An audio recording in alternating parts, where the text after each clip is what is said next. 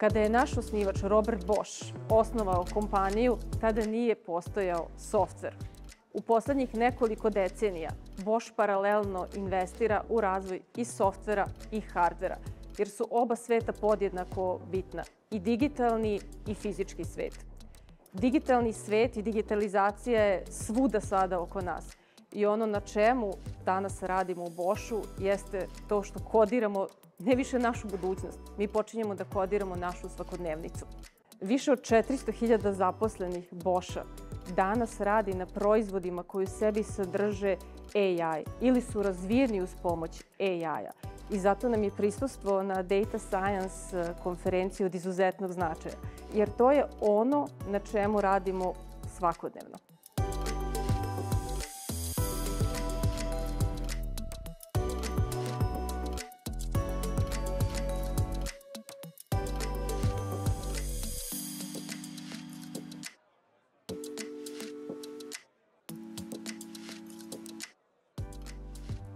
Ćao, moje ime je Miodrag Ivanović i ja sam ispred kompanije Robert Bosch na Data Science konferenciji.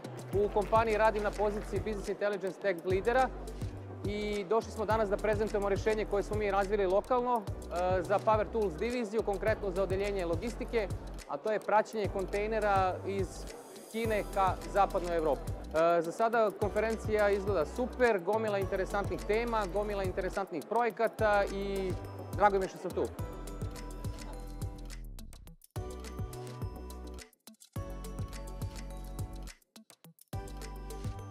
Zdravo svima, ja sam Najdan i dolazim iz kompanije Robert Bosch.